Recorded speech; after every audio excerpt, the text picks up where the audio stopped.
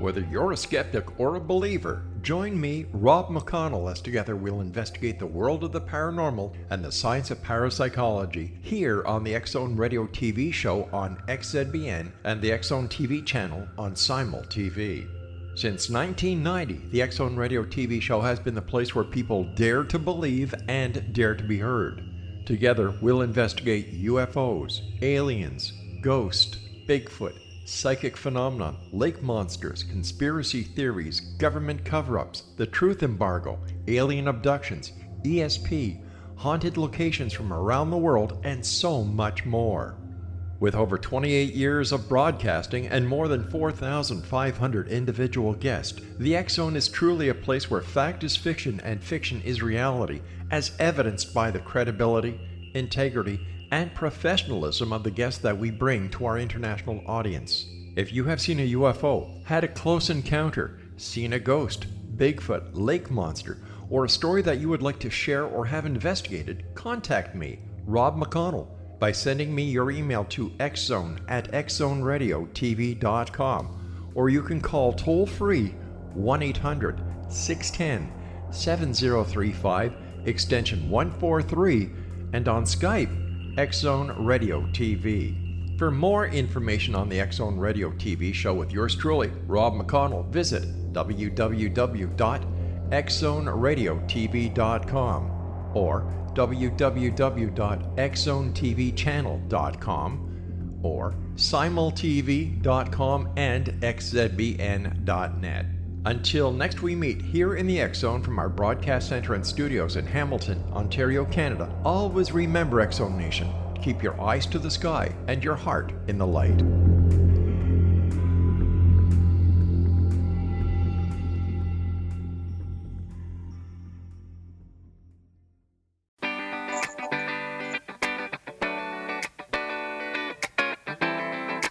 Welcome to the Connecting with Coincidence radio show with Dr. Bernie Beitman, MD, bringing together the world's synchronicity experts to help you use meaningful coincidences to develop spiritually, psychologically, and practically. For more information, put Connecting with Coincidence into your web browser to find the book, website, Psychology Today blog, YouTube channel, and Facebook page. And now, here is the host of the Connecting with Coincidence radio show, Dr. Bernie Beitman, MD. Yeah, welcome to CC with BB. I'm your host, Dr. Bernie Beitman, MD, and we're going to start off with a story about Dr. Bernie and the fly, and I'm going to ask our guest, Barbara Whitfield, to comment on it. So this is a story of Bernie and the fly, and a few days ago, I was sitting at my desk at my computer and preparing to write the next chapter for my second book on coincidences. This chapter was about the benefits of coincidences. One of these benefits is that coincidences help us experience the connection between our minds and our surroundings. We are not islands unto ourselves. Some houseflies were trapped in my computer room. They had been there for a few days and were looking kind of tired. There was nothing for them to eat there. So I started talking to one of them. I said, look, you are stuck here. I am your way out. Land on my hand and I'll take you out of here. The fly jumped on the keyboard and drifted over in the direction of my hand, and then took off again. I continued the invitation. Come on over here, land on my hand, I'll take you out of here. The fly then landed on my hand, flew away, and came back again. He stayed there. I got up, still talking. The fly stayed there until we went outside, and I swooshed it into the air. Well, that was funny and interesting, but this morning I sat down to the computer getting ready for the show, put my hands on the keys, and another fly landed on the same hand. No prodding, no cajoling. The fly landed there. As it explored the delicacies of my skin, I walked it out into the air and swooshed it away. Had the second fly learned from the experience of the first fly? Were they communicating with each other? Hey, that thing that moves around and smells and tastes and is located in XYZ quadrant could be the way out for you too. I don't know, maybe. If you believe you share consciousness with other sentient beings, you're more likely to communicate with them. I think our minds are connected to all sorts of beings in our environment. Test it out. Our guest today is Barbara Whitfield. Barbara is a respiratory therapist and counselor in private practice in Atlanta, Georgia, with her husband, Charles Whitfield, MD. They help people with individual and group psychotherapy for PTSD and other trauma-related problems. They also help patients get off psychiatric drugs and opiates. She is the author and co-author of 12 books on near-death experiences, the after effects of spiritually transformative experiences, the emotional needs of critical care patients, and medical marijuana. She spent 6 years at the University of Connecticut Medical School studying the after effects of NDEs as a research assistant to Bruce Grayson. Barbara was on the original executive board of the International Association of Near-Death Experiences and the first female board member. She was also on the Kundalini Research Network's executive board. Her story and her research have appeared in documentaries all over the world. Welcome, Barbara, and welcome, Charlie. Thank you. What do you think of that story, Barbara? Oh, it's wonderful. I had that happen just one time. I never repeated it, but I had that happen with the dragonfly, and I actually walked him to the door, and he flew out. So how does that happen? I felt like I was connecting with the dragonfly in my head. I mean, my head was talking to him, and we were on this great big screened-in porch, and he was starting to panic. And I just said to him, "Don't panic, follow me." Opened the screen door, and out he flew. And nobody was there to see it with me. How does that happen? How does that happen? Well, it depends on your perception, I guess. My perception is that everything is alive and everything is connected and everything has consciousness. Well, I'm getting to really know that to be the case. And so what I'm doing is trying to figure out how we're connected. What are the means by which these connections take place? It's getting to be almost a truism that people say we're all connected. And you can say that because the internet does that. The internet connects us. But when you say we're all connected, and you've been looking at consciousness for a long time, could you be more precise about what you mean by that? Sure. 2 of my kids live 7.5 hours away by car, yet 5 to 10 to 15 seconds before the phone rings, I know one of my kids is calling, and sure enough, there they are. To me, that's how it's done. And how you dial out, if you want to try it, is ask for help. Prayer works. Well, it's how is dialing out answering my question about how we're connected. The first one does with the phone call, but the prayer one, would you please explain that? Sure. Several years ago, I was a subject in your research, and we were looking for what did we CMPEs? Remember connecting parallel? Yeah. Okay, so yeah. I was one of. Well, they were a specific form.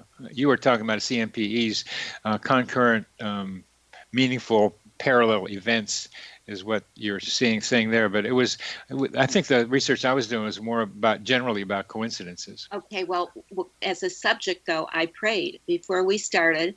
I asked God to help me to be able to help you guys with the research, and I wound up being a much higher scorer than anybody else. I think I doubled the next person next to me for having one of those coincidences happen.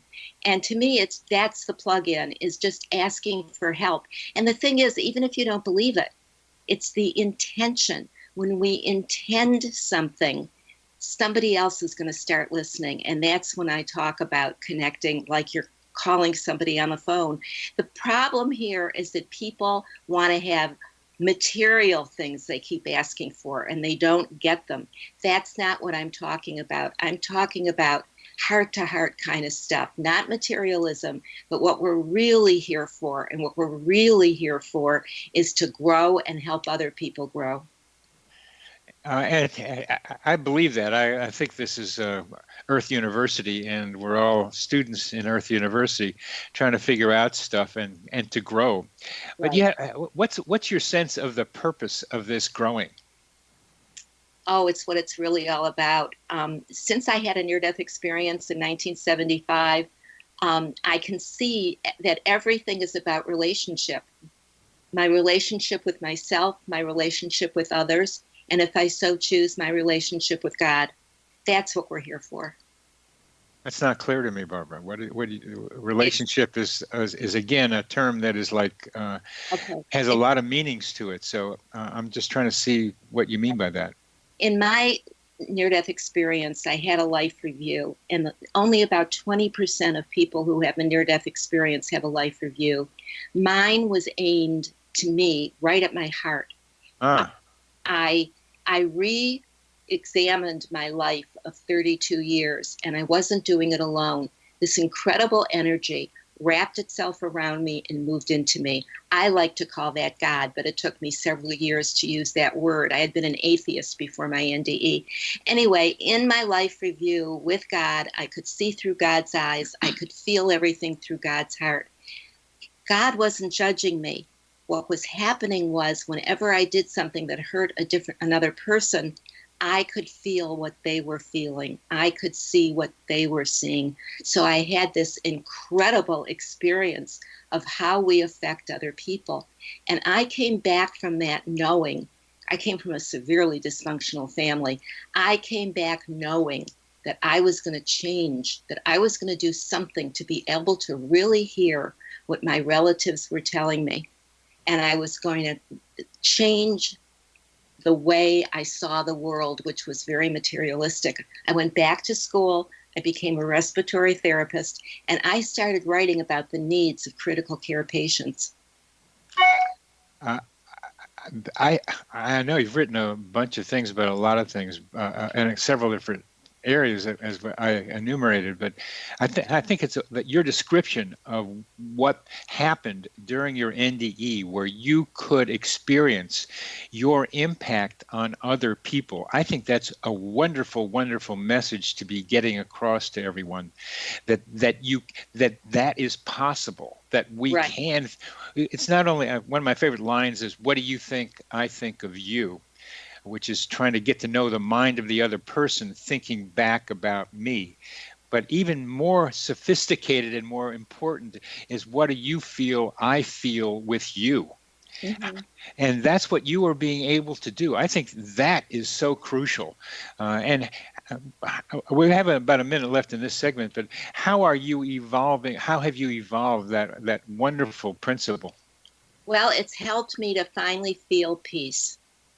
Peace was something I couldn't feel until I had my NDE, and then I got glimpses of it, and that became my goal in my own hero's journey, was to find a life of peace, possibly, if I'm lucky, contentment.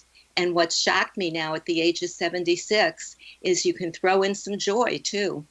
That's the goal. Well, I put it in terms of having a good time. It's I tend to look at all this as like a jigsaw puzzle or a video game or some kind of Easter egg hunt. There's a lot of mystery going on around here, and the way I'm doing it is coincidences are bits of the clues of how things are working. And they're guidance. They're definitely guidance. Yeah, we're coming to the end of this segment. You're listening to Connecting with Coincidence. I'm your host, Dr. Bernie Beitman, MD, on the X-Zone Broadcast Network, and our guests are Barbara and Charlie Whitfield. Is our mental atmosphere just as we breathe in oxygen and we breathe out carbon dioxide?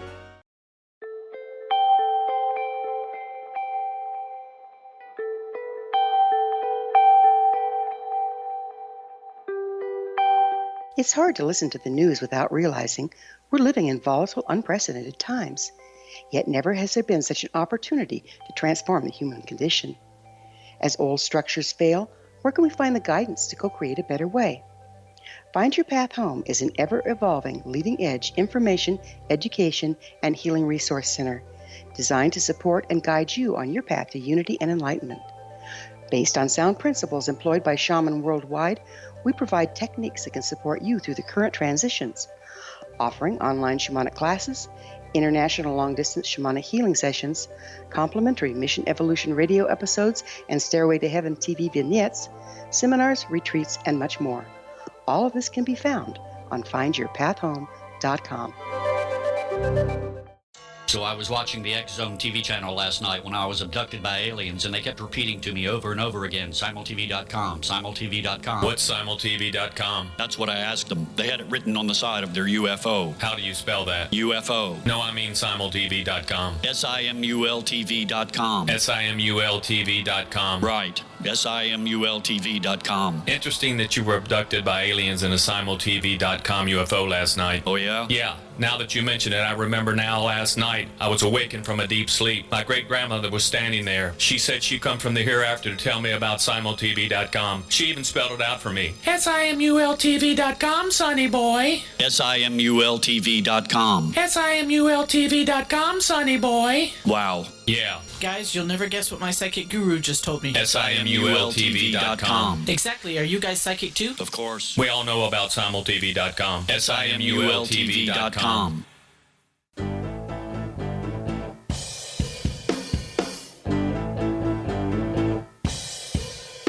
These coincidences, we are really meant to be. We seem to be able to communicate telepathically. Oh, yes. Welcome back to CC with BB. I'm Dr. Bernie Beitman, MD, and we're talking with Barbara Whitfield and Charlie Whitfield, her husband, about now NDEs. And you made a very important comment about 20% of people with NDEs have life reviews. Usually, the way it's broadcast generally out there is that most people have life reviews. So that 20% is an important statistic for us. And I have another question that mostly NDEs are experienced or reported as being experienced as wonderful. They're something like what you're describing, love and peace and God, and we will survive death. But there are a small percentage that are negative. Could you tell us something about those and what percentage those might be? Well, my research at the university went back to the 1980s. And in the 1980s, when we were fresh and new and just starting, we did not want to hear negative experiences. So we kind of turned our back on them. But as time has gone by, we were nagged enough that we finally started looking and found about 10% of near-death experiences are painful and negative, and they never evolve into the positive. Some of them that are concluded in the 90% started out negative, but they hung in there and it turned positive. We don't know, but we do know after effects. And for people that have had positive near-death experiences like me, the after effects are positive. We go searching for healing. The ones that have the 10% are, I hate to compare, but more like a UFO encounter. They're scared. They work with somebody who was benevolent, like I explained, and they shut down. They don't want to talk about it. So the 10% didn't really come out until later, when it was on television and in the movies, and then people had the courage to say, yeah, I had that, but it hurt. Can you give us some more ideas about, even though they don't talk about it very much, but what's difficult in those NDEs? Those negative ones, I mean? The scared? Well, yeah, they're, first of all, they start off terrified. Most of us that I interviewed, and I'm talking about well over 1,000 people if I include Bruce's interviews and Ken Ring's, most of us relaxed into it. There was a moment that we all called letting go. And once we let go, once we relaxed and were willing to go into the experience, everything became beautiful, peaceful, loving. But you got to let go. And letting go is something that we here in the United States have a big problem with, letting go and letting God. I'm a little confused. The question I asked was, was just some better idea what a negative NDE is. What you just talked about was how you get out of that. But okay, there's a wonderful movie that was made in Brazil, and I'll just tell you that when he woke up after he died, he was laying in a puddle of mud, and there were people all around him screaming and crying. And he stayed like that. He said in Earth time, it probably would have been about 8 months. And all of a sudden he said, God help me. And the light appeared and he went into the light. Charlie, you were going to say something about that. I don't think it was about that particular one, but let go, let God is right out of AA. Yeah, it is. The reason I'm asking this is I want to see if there's a connection with negative coincidences too, because coincidences have kind of the same general sense that they're great experiences, not with the depth and breadth of an NDE, but still they tend to be positive. At least people report them as positive. But there are subsets that are not so positive, and you know that from people who are bipolar and have too many of them, too many coincidences, and it helps make their craziness worse. So I'm asking about a parallel question with NDEs, that do some people go out into negative space? Oh boy, that's a hard question. I don't know, because most people that have had painful near-death experiences won't report them. Yeah.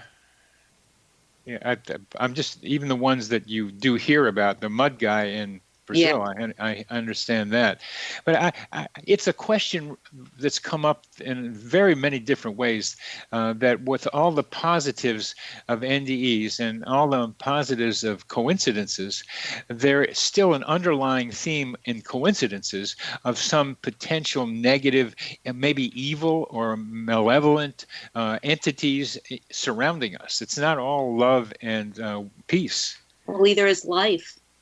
Well, I know that about life, but there's still the idea that the NDEs and coincidences have some don't have negativity in them. Life, we know that pretty well. And what I'm trying to do is explore that kind of negativity, see what's there.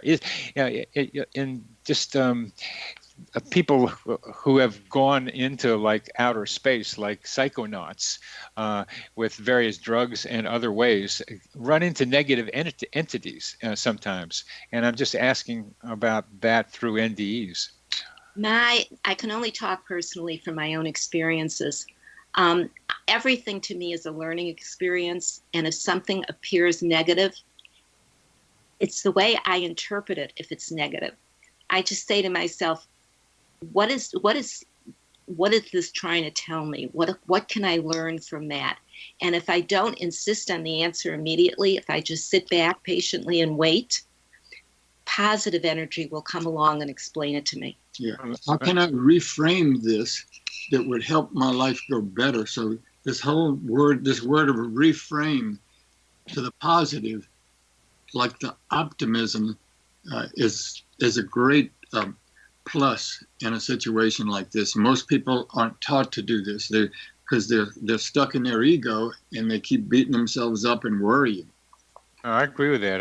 I sometimes pretend like I can implant this little machine in some of my patients' heads that can take an ambiguous or even modestly negative experience and find a way to see it as positive. It's a turning thing, and turn it into something positive.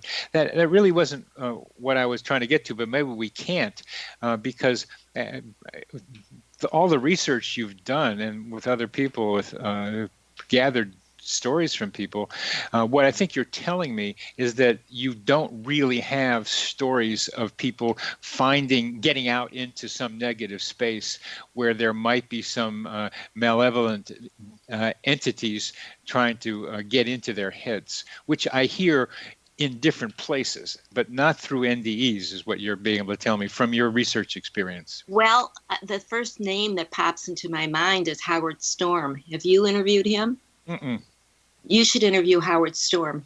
He talks about the painful negative side of his NDE and how it took over his life. He would be able to explain it better than I can. Okay. Now you've had some coincidences in your life for sure, and part of some research I did with Bruce is he sent out my weird coincidence survey to people who had NDEs and asked them before and afterwards, was there did your coincidence frequency stay about the same, get lower, or get more? And the data came out as NDEs led people to see more coincidences. Is that true for you personally? Absolutely.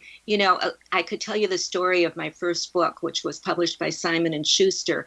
From cover to cover, it was all coincidences. From the moment after I had my near-death experience up until today, I continue to have this constant guidance.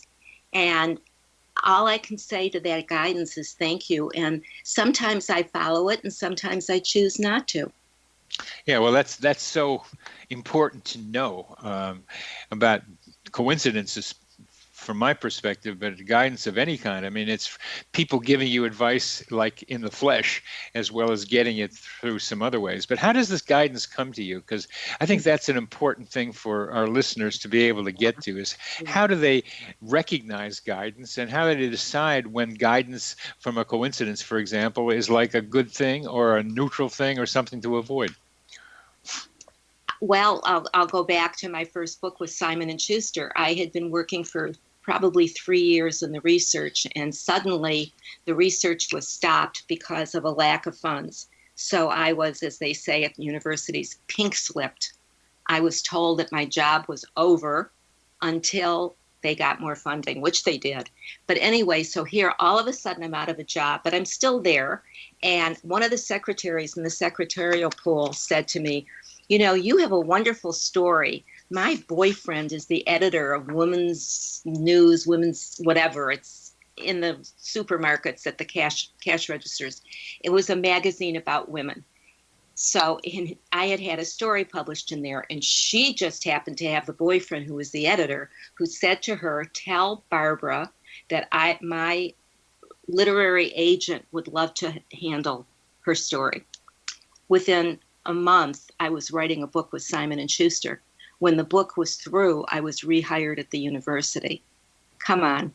What else could that be? Who could have arranged that? Coincidences. Yep. Well, that's part of what I'm trying to figure out is how does that happen? We're coming to the end of this segment in just a bit, but those are wonderful things coming together. Meeting somebody who puts you together with somebody who then puts you together with someone else, and then at the same time you get your job back. It makes you think that like there's a flourish moving in your direction. It's a wonderful feeling. Uh-huh. What I get to in the next segment is the less obvious ones, the ones where you do have to make interpretations, and let's see what we go to. You're listening to Connecting with Coincidence. I'm your host, Dr. Bernie Beitman, MD, on the X Zone Broadcast Network, and our guests are Barbara and Charlie Whitfield. We didn't know each other at 4,000 plus miles away. I turn lyrics into music. You turn London into Munich. A songwriter and a translator. How would your life change if you could develop the business and personal skills that you need in order to make more money? Do you want to learn how to achieve your big life goals faster? Then go to findhiddenmoney.com and get the Goal for It online course. The course teaches you how you can set and achieve your biggest goals while completely overcoming the roadblocks to your goals so that you can realize your dreams and imagine more success. Go to findhiddenmoney.com. Memorable dynamic presentations are a not-so-secret weapon in the business world. Do you have a powerful message that must be shared, but you haven't found a way to deliver that message? Do you want to be known as a top public speaker who gets amazing results? Are you ready to create and deliver your powerful message? Thomas Hides can help you create and deliver your speech to get the results you desire. Visit iconquality.com. Did you expect your business to flourish, but instead it plateaued or didn't get off the ground yet? Would you like to achieve massive goals and discover new sources of income within your business? When you're ready to experience that type of success with fast results, Cindy Hendricks is the business coach for you.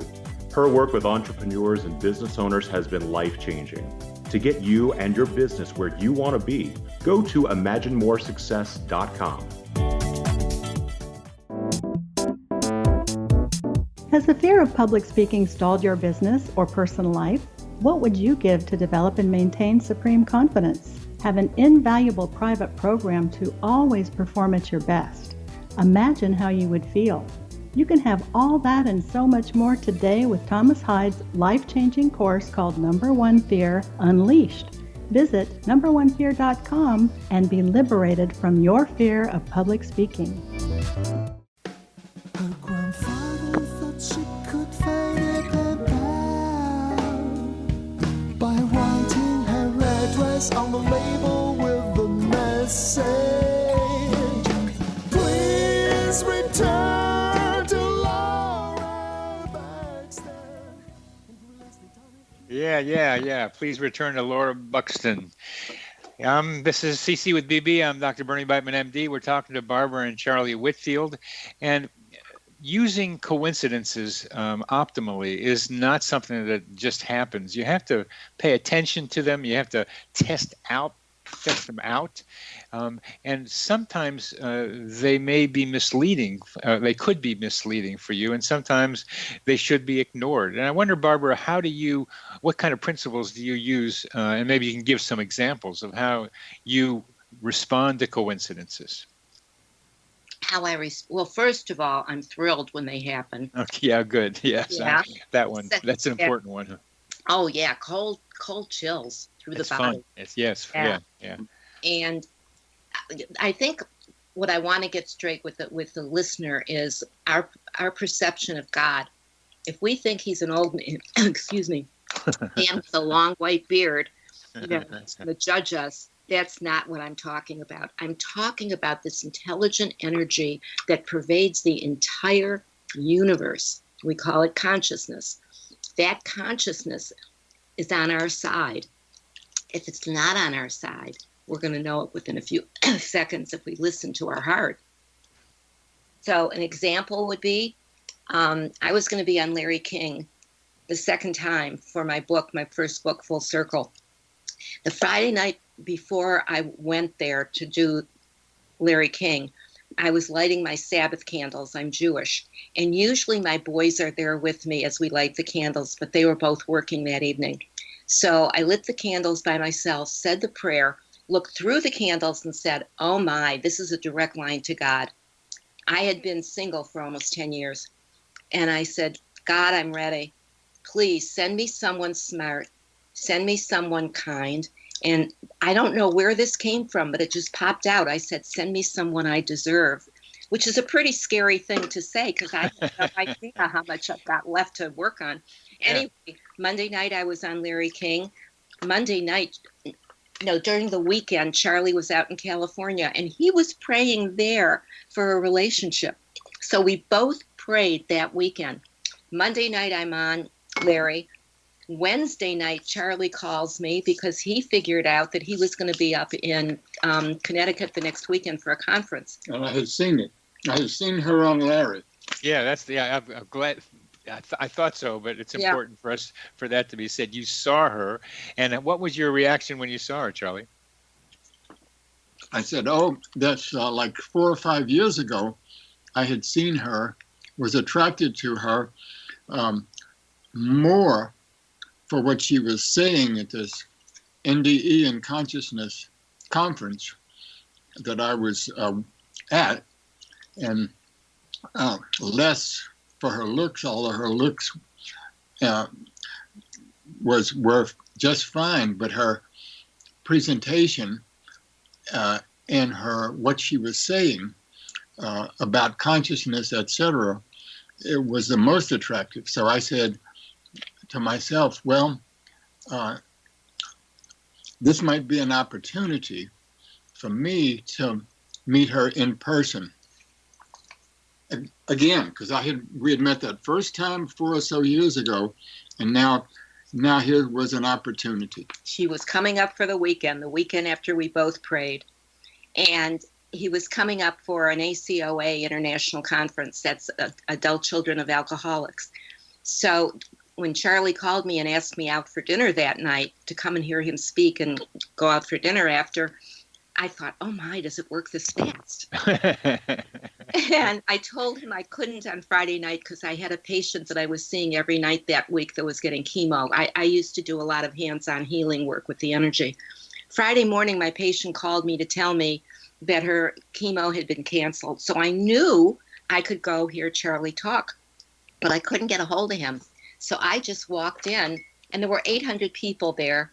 And Charlie walked out and with slides for an hour and a half, talked about feelings. And I just knew right there and then that he was going to change my life. Now, here's the background on this for this particular moment. I had just gotten Bruce Grayson and Ken Ring to ask their subjects a question about childhood trauma.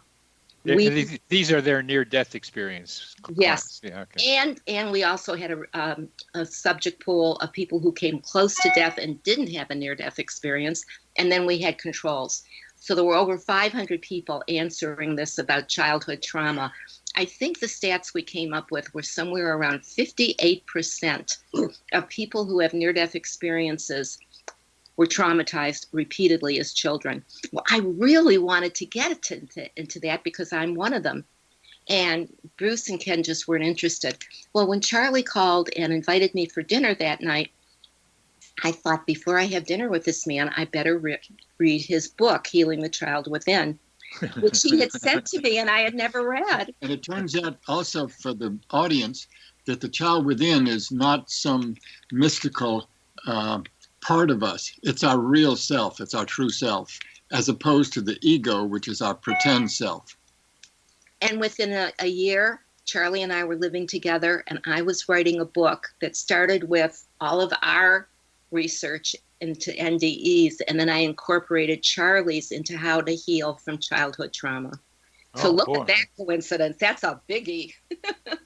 Well, it's so nice how they fit together. And the way I conceptualize some of what you're describing and what I'm looking at is still the question of how we are connected, or how we can be connected, or how we can be disconnected. And just the idea, if you believe this about the flies, that fly experience was a teaching moment for me, these couple of moments with these flies. I mean, right there I'm talking, and so I can visualize connections between minds much more easily, increasingly more easily. So the two of you were praying at the same time.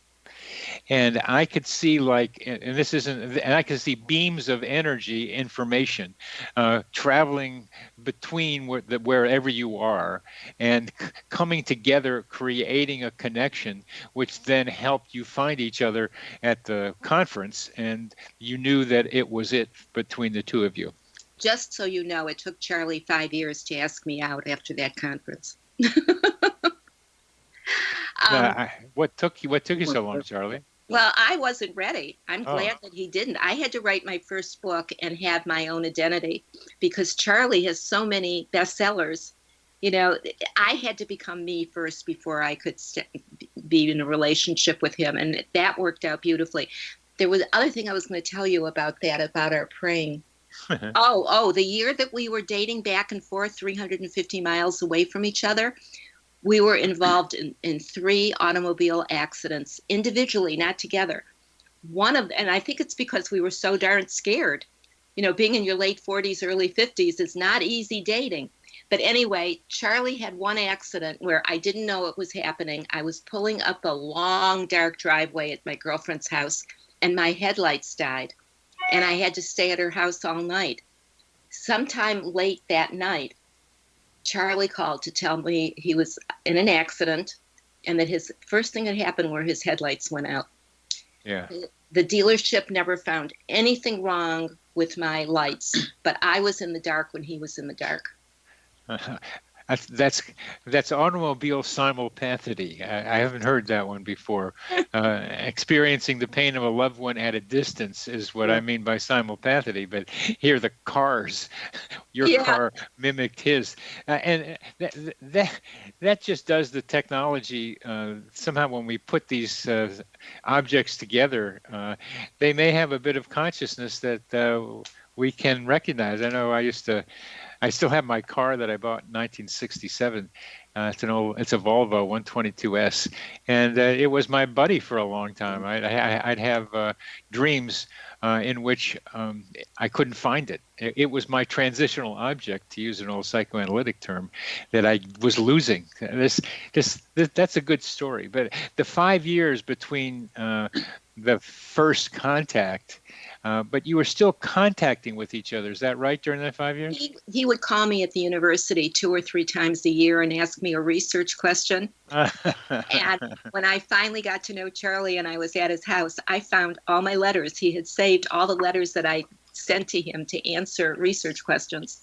And also, I had gotten a picture from a flyer where Barbara was giving a talk of her, black and white picture that I had cut out and put on my bookshelf that I could see every day of her face. And I looked at that with intention that we would become closer. Wow. So you were dating, even though you weren't doing it out in front. We were dating in our minds, in a way. And Barbara, were you doing something similar? I was in therapy trying to figure out what was going on. I stopped dating for quite a while. When I read my first book to myself. Is the answer to that no? No, men at that point in my life were just messing up the idea that I had to find out who I was, not who they were. Yeah, the answer to that is no. Okay. You weren't. Charlie was doing it. And we not know what the subconscious is, but something was going on with Charlie, and he knew it. And I believe this happens, that sometimes one person knows and the other person knows at some subconscious level. We can never prove that there's probably something going on there. We're coming to the end of this segment. You're listening to Connecting with Coincidence. I'm your host, Dr. Bernie Beitman, MD. We're talking with Barbara and Charlie Whitfield about NDEs and related ideas. Communicate telepathically without being in the same room. Whoa, whoa.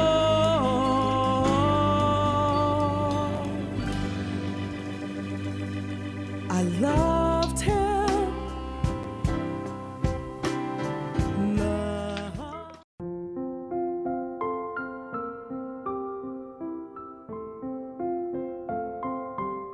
I am Dr. Carl O'Helvey, founder, president of a new cancer foundation focusing on evidence-based physical, mental, and spiritual interventions, including natural cancer cures, prayer, meditation, affirmations, nutrition, and other related holistic cancer prevention and cure modalities.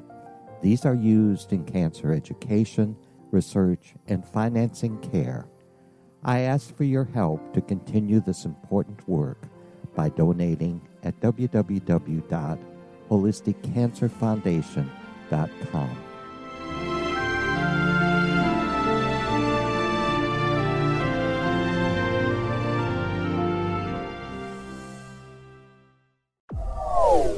They are here, and they've been here for thousands of years, making their presence known in the shadows. They might be seen by a lonely motorist on a deserted road late at night, or by a frightened and confused husband in the bedroom he is sharing with his wife. But who are they? What do they want? Why are they here? Perhaps most concerning, has the government been aware of their presence all along? The new book by Ellie Marzulli, UFO Disclosure, the 70-year cover-up exposed, delves into the world of UFOs. Can full disclosure be soon? Order now and receive a free hour and 37-minute DVD on the UFO phenomenon. UFOs are real. Get both the book and the DVD, a $40 value, for only $19.99. To order your book and DVD today, go to lamarzulli.net. That's LAMARZULLI.net.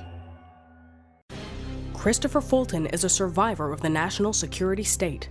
All he wanted to do was preserve history when he acquired a Cartier watch from the estate of President Kennedy's personal secretary. But that simple act set off a terrible chain reaction. He was pursued by the U.S. Justice Department and the FBI, thrust into the middle of the U.S. government's Assassination Records Review Board, even monitored and pursued by the Russian government. All because that Cartier watch was the missing link of evidence, a timepiece worn by JFK that fateful day in Dallas, a link resulting in Christopher being incarcerated and attacked for 9 years because he opened a hidden chapter in history. The intriguing journey outlined fully in Christopher Fulton's memoir, The Inheritance, is available now through TrineDay.com or Amazon.com. The Inheritance, Poisoned Fruit of JFK's Assassination by Christopher and Michelle Fulton is a must-read, an incredible tale of how easily our own government can overrule justice. The Inheritance, Poisoned Fruit of JFK's Assassination.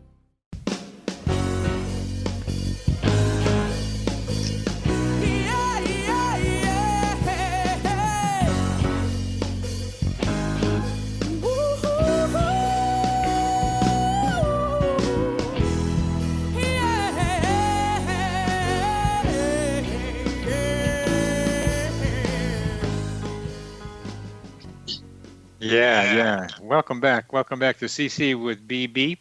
I'm your host, Dr. Bernie Beitman, MD. We're talking to Barbara and Charlie Whitfield, and we got to hear about their middle of life romance. Now, Barbara needed to do a lot of things to be able to get to Charlie. She had to become a bestseller author too, and which she has. And the two of them have been doing a lot of great stuff together. And they're coming out with a new book on dragon energy. And dragons have been around for a long time in various forms. Tell us about your dragon energy and what your book is trying to tell us. It was all about coincidences in the beginning. I mean, we had no idea we were going to write this book. We had just written a book on the clinical aspects of using cannabis as medicine. And we went to and taught about it in Scotland and Canada and all over the place. And we have videos up of how to use cannabis. And we figured this was the end of life teaching we were going to do. And then this whole dragon thing came. Charlie goes to DragonCon every year here in Atlanta, and so do 90,000 other people. And finally, he convinced me to come in 2015. And I could not believe the quality of fun that people were having. I mean, you put 90,000 people in 4 hotels, all dressed in costume, and it's a lot of fun. Somehow, coincidentally, I became pals with the artist of the year there. They had featured his paintings everywhere on posters and on the program. Anyway, we had such a good time with him and his family that the next year, they're from Spain, we invited them to come in a week early, stay with us, and we would show them Atlanta because they just got to see the walls of the hotel. The year they came to see us, which was 2016, and they walked around our house, they couldn't stop laughing because I didn't realize it, but we had dragons everywhere in the house. We have antique rugs, and a lot of the Chinese antique rugs have dragons. And then my dishes had dragons and pottery, and you just name it. So we started thinking about dragon energy and why these people were so lit up at the conference. Well, they lit up other ways too, I must say that. But eventually we asked, his name is Cerulo, if he would do a book with us. And he was so excited to do a book with us. And we're just finishing it up now. And, some people call it Holy Spirit. Some people call it Kundalini, Chi, Ki. It can also be reframed as dragon energy. And we're showing the traits of the positive dragon, and we're showing the traits of the negative dragon. And then we're showing how these traits are in us too, and how to use that whole reframe, just like you would ask the Holy Spirit or ask Kundalini. Our society has, across the world, has been attentive to dragons for about 25,000 years, believe it or not. I mean, how do you have records over 25,000 years? Well, it started in ancient Egypt with a snake, which evolved 5,000 years ago into dragons. And then now we've got art and literature galore. Including the caduceus. including the caduceus. The medical caduceus is two snakes on a staff with wings at the top, which I didn't know until probably 2 years ago, more about it, and that it's really about healing. And most doctors don't know anything about what Kundalini is and how it's a natural part of our energy, and it can be reactivated all kinds of ways, including through coincidences. I had a Kundalini awakening in 1984 that slowly changed my life. I was already into spirituality with meditation and AA, but it was still a remarkable slow discovery that was a fast discovery with my Kundalini experience. So what we're writing in Dragon Energy is that this dragon energy is not about dragons and fantasy and science fiction. Dragon energy is in us, as us, and the way we get it, we go through 3 veils. And these all go right along with trauma recovery and spirituality. The first veil is we drop our ego and get real and start being real.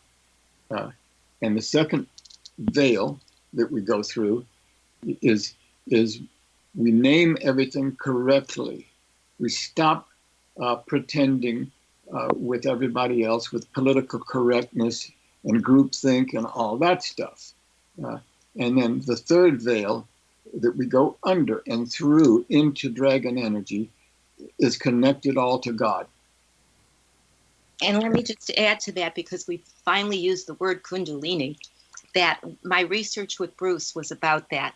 We sent out what we call the Physio Kundalini Syndrome Index, and we had amazing stats come out that people who had near-death experiences scored 8 on this scale. People who thought they had near-death experiences, and something happened, but it didn't fit, they had 4.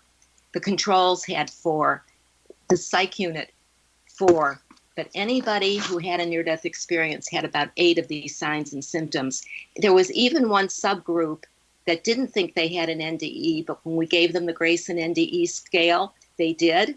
They scored 8, and they didn't know they had an NDE. So something happened energetically.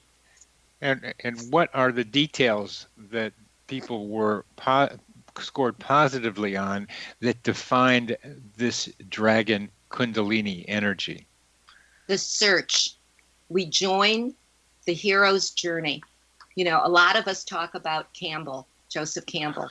A lot of us, if not most of us, talk about quantum physics. Something happens that it like blows open the rest of our brain, and we want to know, and we're searching. And I'll tell you, the first time I got together with a couple other near-death experiencers was at Bruce Grayson's house when he was still in Ann Arbor. And he had us just sitting in a circle for all afternoon talking. And I remember that evening, Tom Sawyer, who was one of the big stars in the beginning, Tom Sawyer and I cried. We sobbed because we finally met other people that knew what we knew, but we didn't even know what we knew. We just knew we were different and we were searching. Oh, it's so important to find people that are like you when you're weird like that. It's so important. What I am not getting a clear picture about is what do you mean here? What is dragon energy? What is Kundalini energy? How do people experience it? What is it? Well, if you go and do yoga for several years, or you meditate for several years like Charlie did, and he had an awakening, it's meditation or yoga is the safer way of patiently learning more about ourselves spiritually. Then you get people like us. I was an atheist. I suddenly had an experience. I was an atheist. Charlie was an atheist. And all of a sudden, we're in new land. We're in new territory, and we don't know anything. That energy that's guiding us, that's the energy we're talking about. It has a lot of different names, but it's the guiding energy that helps us to awaken. And I'm just a poor psychiatrist sitting there with patients, and you're to me you're talking around my question. Yeah. because I want to know what the experience is, so that somebody tells me about it, or I can describe it to them. One of the most important things to me is interpersonal energy, not just the energy with the cosmos, but the energy that goes on between two people. And I don't mean healing energy. I mean energy exchanges between people. They're not paid attention to very much, although they happen a lot. And I experiencing them at dance particularly, and I can get to them. And you're talking about something like that, but I don't have a clear idea of what you're talking about yet. You know what? I don't have a clear idea either. And Okay, I've been that's good. 40 years. But I will say that every coincidence I feel is that energy setting me up for something. And a lot of our patients that come to us that know that we're spiritual too, we're not just prescribing medication, they come to us and they almost sound manic, or they do sound manic because they're having these coincidences and they don't know what's going on. Right. So those are the ones that we have to calm down. Those are the ones that I always recommend root vegetables and stop meditating for a while. And then they do settle down, and then we can work. And they're experiencing too many coincidences. Is that what you just said? Yeah. Their whole life is coincidences, and they're trying to explain it to everybody. Do you ever try to explain a coincidence? Nobody else can get it the way we can get it if we've lived through it. And after a while, your relatives get exhausted trying to listen and trying to make out what's really going on with you. I mean, that was the end of my first marriage. Well, we're getting near the end of the second of our show too, but I occasionally do something I call coincidence counseling, and one particular person who was just having too many of them drove from Ohio to Charlottesville to talk it over with me, and we were able to put those coincidences in some kind of framework so she could then embrace them and use them as part of her journey. And that's, I think, probably what you're talking about, people being able to do. Yes. Well, it's been a delight talking with both of you, and how your relationship got going is still very interesting to me. I know there's more parts of the story, but I like how you both connected through prayer in some way, that somehow that one day we'll be able to understand better than we're able to do now. So thank you very much for being on the show, Barbara and Charlie. Thank you. Thank you, Bernie. You're welcome. You've been listening to Connecting with Coincidence. I'm your host, Dr. Bernie Beitman, MD. We're on the X-Zone Broadcast Network.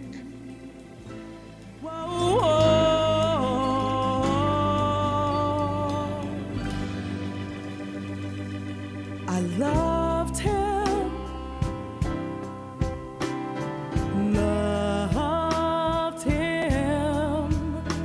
like no one else I've ever.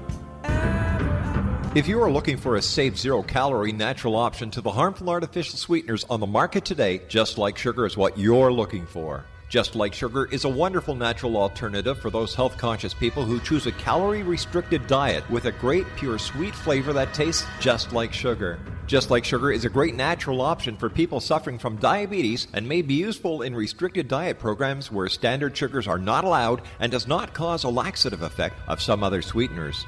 Just Like Sugar comprises a perfect blend of chicory root fiber, natural calcium, natural vitamin C, and Just Like Sugar's sweetness comes from the natural flavors from the peel of the orange. Just Like Sugar is a natural alternative to harmful artificial sweeteners and will change the way that you believe all natural sweetener products taste. Just Like Sugar is available at your local Whole Foods markets, Wild Oats markets, Henry's, Sun Harvest, and many other fine natural food stores in the U.S., Canada, and worldwide.